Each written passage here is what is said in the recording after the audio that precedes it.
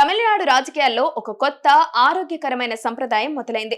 తమిళగ వెట్రి కళగం అధినేత విజయ్ ముఖ్యమంత్రిగా బాధ్యతలు స్వీకరించిన మరుసటి రోజే మాజీ ముఖ్యమంత్రి డిఎంకే అధినేత ఎంకే స్టాలిన్ ను ఆయన నివాసంలో కలవడం ప్రాధాన్యత సంతరించుకుంది.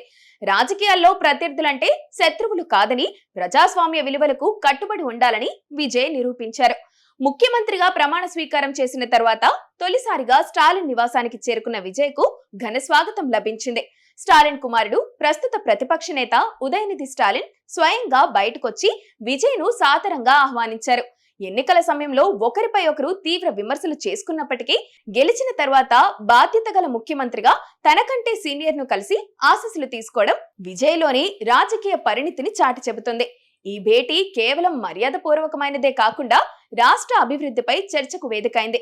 అంతకుముందు స్టాలిన్ సోషల్ మీడియా ద్వారా విజయ్ కు శుభాకాంక్షలు తెలుపుతూనే పాలనాపరమైన సవాళ్లపై కొన్ని కీలక సూచనలు కూడా చేశారు.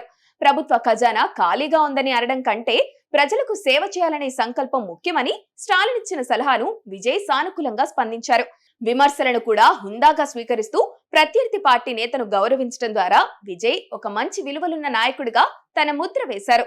తమిళనాడులో గతంలో కరుణానిధి, జయలలిత మధ్య ఉన్న తీవ్రమైన వ్యక్తిగత వైరం వంటిది కాకుండా ఒకరినొకరు గౌరవించుకునే సంస్కృతిని విజయ్, స్టాలిన్ ప్రదర్శిస్తున్నారు. ఈ భేటీ ద్వారా విజయ్ తన అభిమానులకు, రాష్ట్ర ప్రజలకు ఒక బలమైన సందేశం పంపారు.